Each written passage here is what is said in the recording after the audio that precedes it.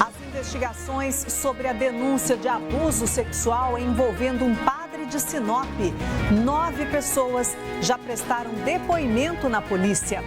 Secretário de Segurança Pública descarta o cancelamento do concurso para a seleção de servidores para PM, Polícia Civil, Corpo de Bombeiros e Politec.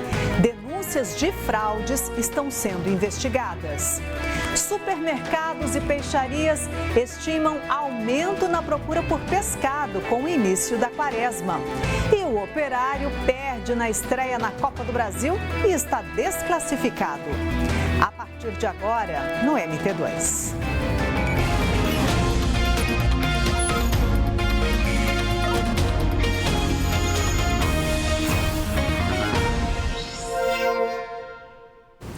Olá, boa noite. Hoje é quarta-feira de cinzas, data que marca o início da quaresma, período que antecede a Páscoa. E por causa de uma tradição mantida por muitos católicos, supermercados e peixarias estão confiantes no aumento de vendas de peixe neste período. A Célia não come carne vermelha durante toda a quaresma, por isso já está garantindo o peixe da semana. Eu fiz a intenção de ter a penitência da abstinência de carne durante os 40 dias. Daí eu faço a doação do que eu gastaria com essa carne para as pessoas mais necessitadas. Para a Igreja Católica, a Páscoa é uma das datas mais importantes do calendário cristão. Representa a ressurreição de Cristo. Durante a quaresma, os fiéis relembram os 40 dias que Jesus passou no deserto. É um momento de oração, reflexão, caridade, penitência e jejum, já que muitos católicos substituem a carne vermelha pelo peixe. Por isso, as vendas aumentam consideravelmente nesse período. Na casa do seu Bernardo, de 73 anos, só entra peixe. Uma tradição que tem passado de geração em geração. É tradição, né? Do nosso pai, nossa mãe, da minha avó. Neste supermercado, o pintado está R$ 31,98 o quilo. O tambacu sem escamas e espinhas sai a R$ 29,90 o quilo. Apesar do preço estar mais salgado esse ano, a expectativa de vendas é grande. Nós temos uma expectativa de aumento em relação ao ano anterior de 20%. O preço teve um aumento em torno de 10% a 15%, né? Devido ao aumento da ração e a crise, né, de água, né, então acabou impactando na cadeia de produção. Outro peixe bastante procurado nesta época e que vem de longe é o bacalhau. O preço médio é de R$ 139,00 o quilo. O preço se manteve, né? Nós tivemos uma alta o ano passado. Nesta peixaria, o estoque foi reforçado. O tambatinga sem escamas e espinhas, por exemplo, sai a R$ 23,49 o quilo. Onde nós mais vendemos é a quaresma todo ano. E como nós temos uma população aí cristã um pouco maior, né? Hoje aqui dentro do Mato Grosso, então nós temos uma expectativa boa. A vice-presidente da Aquamate explica que o setor sofreu bastante com a pandemia e que este ano a Associação dos Aquicultores de Mato Grosso está confiante, principalmente com a venda do peixe-santo em Cuiabá e em Várzea Grande. Tem mais perspectiva de novos mercados. Várzea Grande, a Prefeitura de Várzea Grande agora abraçou a piscicultura. Cuiabá novamente vai trabalhar com peixe-santo, isso nos anima muito. Na hora de comprar o pescado, o consumidor deve ficar atento a alguns fatores para garantir um alimento de qualidade. O lugar tem que estar limpo, o peixe tem que estar no gelo, isso garante a qualidade do produto. E o primeiro dia da quaresma para os católicos marca também o início da campanha da fraternidade. O Natan Goulart está na Catedral do Senhor Bom Jesus de Cuiabá e, de novo, pela terceira vez, a educação é tema da campanha, né, Natan? Boa noite. Exatamente, viu, Luzimar? Ótima noite para você, ótima noite a todos. Daqui a pouco vai começar a missa aqui na Catedral e também o início desta campanha Fraternidade 2022. Esta campanha ela foi lançada pela Conferência Nacional dos Bispos do Brasil, que é a CNBB. O tema deste ano da campanha, ô Luzimar, é Fraternidade e Educação. Ela será conduzida com o lema bíblico Fala com sabedoria, ensina com amor. O objetivo principal desta campanha Fraternidade é incentivar a visão da educação integral, considerando aspectos emocionais, espirituais, cognitivos e físicos dos estudantes que participam desta campanha. Segundo a CNBB, mais do que abordar nesses problemas na educação, o objetivo da campanha da Fraternidade é refletir sobre o fundamento do ato de educar na perspectiva católico-cristã. Lembrando que esta campanha Fraternidade acontece tradicionalmente há muito tempo aqui em Cuiabá, é realizada pela Igreja Católica, mas também em parceria com igrejas cristãs aqui da cidade, desde 1960. Todos os temas abordados durante a campanha são escolhidos durante as missas que acontecem aqui na Catedral. Inclusive agora são 18h19, 6h19 da noite. Daqui a pouco vai começar às 6h30 aqui na Catedral, em frente à Praça da República, na região central de Cuiabá. Ô Luzimar, esta missa que começa daqui a pouco e será também o início desta campanha Fraternidade 2022. Para quem quiser comparecer, ainda dá tempo. Luzimar. Muito obrigada pelas informações e, na verdade, todas as paróquias vão discutir esse tema da campanha da Fraternidade, tema relacionado à educação. Muito obrigada, Natan. Boa noite.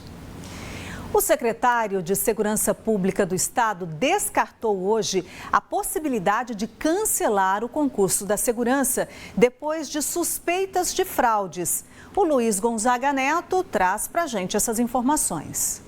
É a primeira vez que o secretário de Segurança Pública fala pessoalmente com a gente depois da realização do concurso no último dia 20 de fevereiro. Para Alexandre Bustamante, o número de denúncias protocoladas no Ministério Público até o momento, mais de 200, é considerado baixo em relação à quantidade total de candidatos, mais de 60 mil. E que nenhuma delas teria provas conclusivas e definitivas de que houve falhas na segurança dos locais de prova. Não admito falha não. Eu admito que pode melhorar, tá? Mas eu não vi ninguém reclamando da prova em si, tá? Eu não vi ninguém reclamando que a prova foi mal feita. Vamos aguardar as investigações, as soluções que estão sendo dadas, inclusive todas as denúncias foram encaminhadas para a Polícia Judiciária Civil, para a gente verificar ponto a ponto do que foi investigado. Na semana passada, a Politec descartou que houve vazamento das provas antecipadamente, como foi denunciado por vídeos que circularam pela internet. Para o secretário, essa já é uma questão superada. O Ministério Público está acompanhando todas as atividades da UFMT.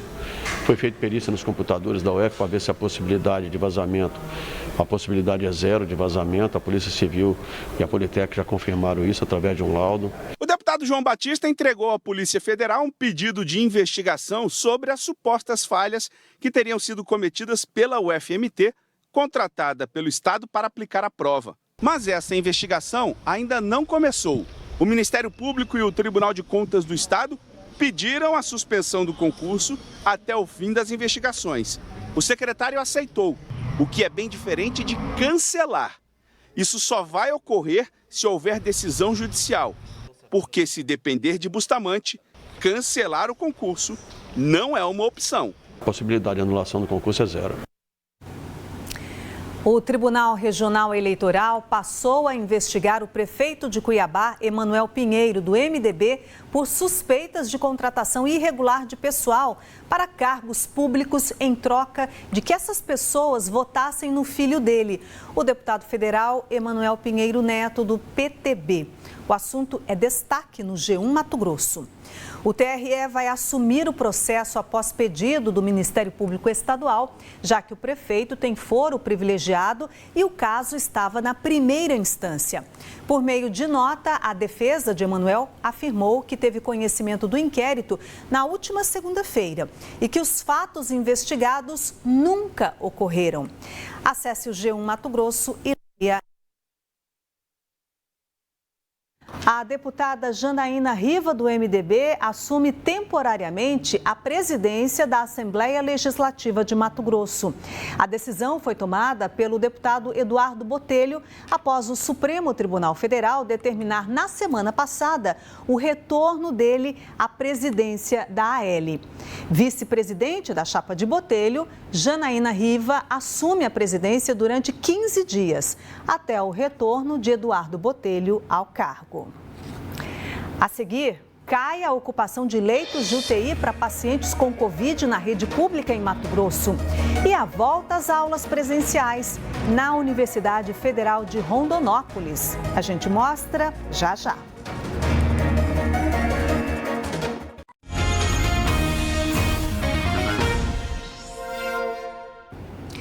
Em Rondonópolis, as medidas restritivas de combate à pandemia foram flexibilizadas. Isso aconteceu depois da redução de casos novos da Covid e também por causa da cobrança de empresários. As novas medidas que flexibilizam o decreto municipal foram decididas durante uma reunião entre os membros do Comitê Gestor de Crise de Rondonópolis. O horário do toque de recolher, que agora será a partir das 3 horas da manhã. Atualmente, os estabelecimentos noturnos precisam ficar fechados da meia-noite até às 5 horas da manhã. A mudança no horário de atendimento atende a um pedido do Sindicombares, ACIR, CDL, músicos e também empresários. Na semana passada, a categoria havia se reunido para debater o impacto do último decreto no setor. Outras medidas com flexibilizações também serão adotadas.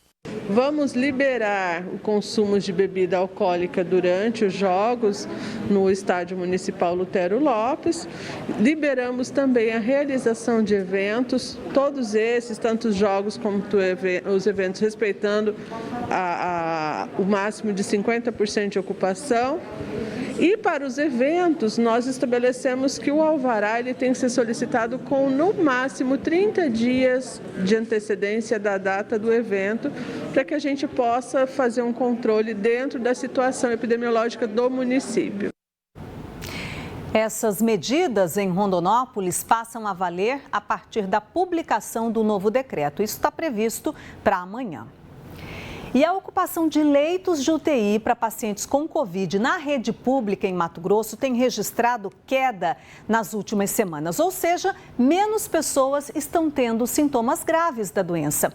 Aqui na tela, a gente tem uma comparação das 5 últimas terça-feiras. Vamos ver aqui, ó, as informações são da Secretaria Estadual de Saúde aqui de Mato Grosso. Da primeira para a segunda semana de fevereiro, a variação foi bem pequena, que de 81,57 para 82,58. A ocupação de leitos estava, lógico, acima de 80%, né? No dia 15 de fevereiro, a ocupação tinha caído para 66,55%. Eram 83 leitos disponíveis. Na terça-feira passada, da semana passada, dia 22, esse índice de ocupação estava em 55,67%. A gente teve aqui 11 pontos percentuais de queda de uma semana para outra. E ontem, a gente viu aqui, 1º de março, mais uma redução.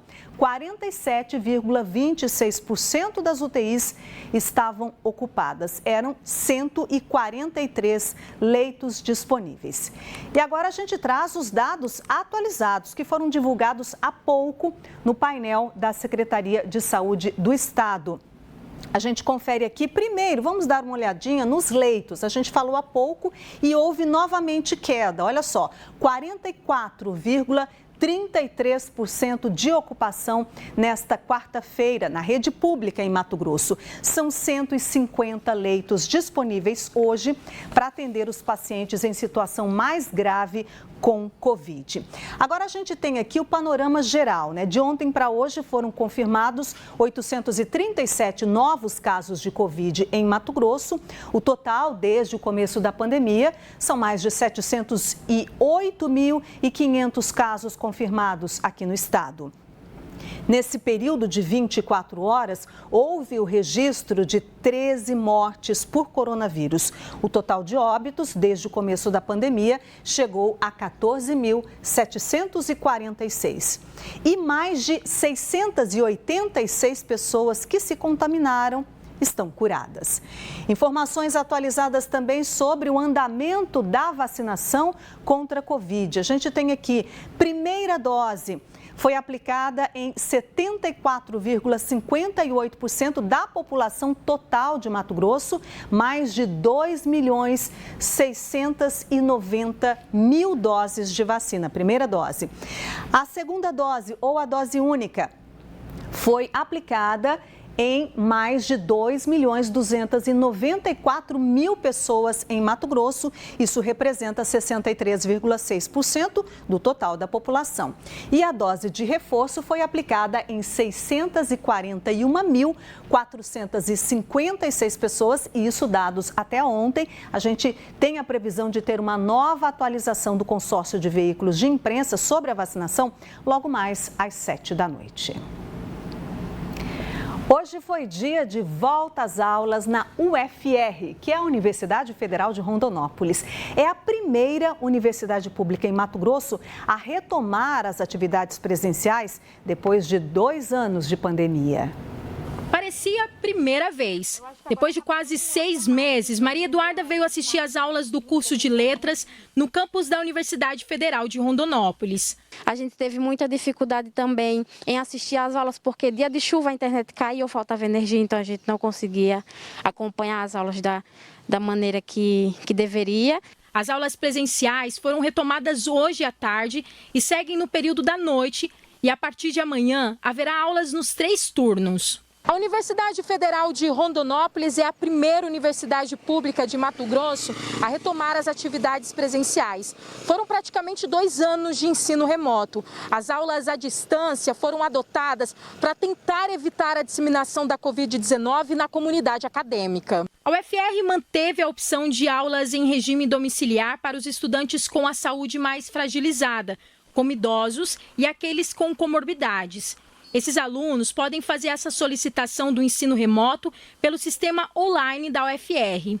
Cerca de 3.000 estudantes em 19 cursos estão retomando as atividades presenciais. A seguir, aqui no MT2, mais uma fuga de preso do sistema penitenciário aqui de Mato Grosso. E ainda, a polícia conclui as investigações sobre a denúncia de abuso sexual envolvendo um padre de Sinop.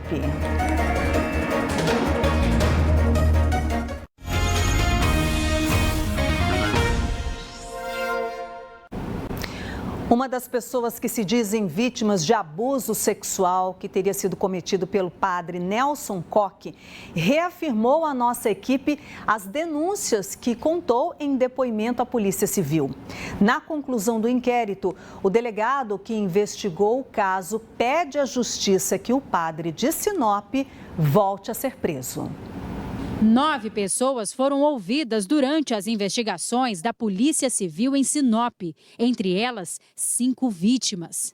Esse homem que gravou com a gente disse que sofreu abusos quando tinha 9 anos. Os pais dele e o padre Nelson Koch eram amigos. Em confiança, os pais deixavam ele e o irmão mais novo na casa do padre quando participavam de festas na paróquia. Nesses momentos que a gente ficava lá, o padre tinha comportamentos, vamos dizer assim, tipo, brincadeiras que na época não via com malícia. Então, eram carícias de ficar colocando no colo, de ficar deitando, e me deitando por cima, de chamar para ir para o quarto dele, para deitar na cama. E na primeira Eucaristia você tem aquela primeira confissão que você faz com o padre, né? Estava nervoso num nível absurdo, né? Eu não conseguia falar. A primeira coisa que ele me falou, eu me lembrava das brincadeiras que a gente fazia. Eu me recordei dessas, como a palavra que ele usou, dessas brincadeiras e isso me causou uma sensação terrível, de uma mistura de medo, de raiva. Contei para os meus pais sobre isso e não culpo muito eles, mas eles ficaram com medo de de levar essa história para frente, de ir numa delegacia ou fazer alguma coisa. O delegado que investiga crimes sexuais em Sinop afirma que os relatos e as provas deixaram as suspeitas mais fortes. Os depoimentos são muito coerentes no sentido de confirmar a autoria dos fatos. Foram ouvidos também funcionários da igreja, entre estes outros padres. Todos achavam muito estranho essa situação envolvendo o indiciado com adolescentes nos quais frequentavam as casas paroquiais, inclusive o dormitório do indiciado. Depois da primeira denúncia de abuso sexual, o padre foi preso no dia 17 de fevereiro e solto 4 dias depois. Na conclusão do inquérito agora, a polícia pediu nova prisão. Foi indiciado pelos crimes de estupro, estupro de vulnerável, importunação sexual de adolescente e foi encaminhado o relatório, mas nós entendemos, por conta das provas produzidas, inclusive após a soltura de tal cidadão, que há novos requisitos para a decretação de nova prisão preventiva. Segundo o rapaz, as notícias sobre a denúncia contra o padre Nelson Koch e o sentimento de revolta o motivaram a contar à polícia o que aconteceu com ele. Isso claramente me prejudicou na minha vida sexual, com certeza. Eu espero que ele me pague pelo que ele fez. Em nota, a defesa do padre Nelson Koch disse que ele é inocente. O advogado Márcio de Deus disse que ainda não teve acesso ao inquérito policial e que vai se manifestar sobre o indiciamento só depois de ter conhecimento sobre todo o conteúdo. E a Justiça manteve a internação da adolescente que matou Isabelle Guimarães Ramos, de 14 anos, em Cuiabá, em julho de 2020. A decisão é do juiz Túlio do Alibe Alves de Souza, da 2ª Vara Especializada da Infância e Juventude de Cuiabá. A adolescente está internada há mais de um ano. A equipe do socioeducativo que fez a revisão sugeriu que a jovem fosse liberada por falta de estrutura psicopedagógica. O Ministério Público pediu a manutenção da internação também como uma medida punitiva, pelo ato infracional análogo ao crime de homicídio doloso, quando há intenção ou assume-se o risco de matar. A garota foi internada em janeiro do ano passado. A sentença foi de até 3 anos de internação. Na decisão, o juiz autorizou o atendimento psicológico particular pago pelos pais dela. Segundo a defesa da adolescente, o atendimento particular foi solicitado porque a unidade de internação não tem esse atendimento. E mais um detento conseguiu escapar da prisão em Cuiabá. Foi o 3º só nesta semana. Desta vez, a fuga foi do Centro de Ressocialização da capital. Os detalhes com o Luiz Vieira. A fuga de um detento aqui do Centro de Ressocialização da capital foi confirmada pela Secretaria de Estado de Segurança Pública. De acordo com as informações divulgadas pela CESP, o preso teria conseguido serrar as grades da cela. Assim, teve acesso ao pátio e usou uma corda artesanal para pular o muro e fugir da unidade. Lembrando que esta é a 3ª fuga de detentos do sistema prisional de Mato Grosso, registrada nesta semana. Na segunda-feira, foi confirmada a fuga de 2 presos que cumpriam pena na penitenciária central do estado. Até o momento, nenhum desses 3 fugitivos foi recapturado. O detento que fugiu do CRC foi identificado como Rony Romão de Almeida Silva. A gente muda de assunto agora para falar sobre o futebol. Terminou há pouco no estádio Dito Souza, em Várzea Grande, o jogo de estreia do Operário na Copa do Brasil. A partida foi contra o Sampaio Correia. Os gols saíram só no segundo tempo. O time do Maranhão abriu o placar com Nilson Júnior. A gente está vendo aí este lance. Esse jogo que foi agora à tarde lá em Várzea Grande. Depois disso, o Heron ampliou o placar. aos 24 minutos também do segundo tempo, 2-0 para o Sampaio Corrêa. O Luan descontou para o Operário e ficou assim, gente, 2-1. O Operário precisava vencer para avançar na Copa do Brasil, não deu. Esse resultado eliminou o time de Várzea Grande e classificou os maranhenses. E a gente lembra que amanhã tem Mato Grosso novamente na Copa do Brasil. O União de Rondonópolis vai jogar em casa no estádio Lutero Lopes contra o Atlético Goianiense. Também precisa vencer se quiser permanecer na competição que reúne equipes do Brasil todo. Pena não deu para o Operário, amanhã a gente torce para o União. O MT2 termina aqui. Você pode rever as reportagens no Globoplay e também nos acompanhar nas nossas redes sociais. Ótima noite para você. A gente encerra com as imagens ao vivo da capital, começo de noite de quarta-feira. Hoje não teve aqueles temporais que a gente estava tendo em dias anteriores, no começo dessa semana e também na semana passada. Tchau, pessoal. Até amanhã.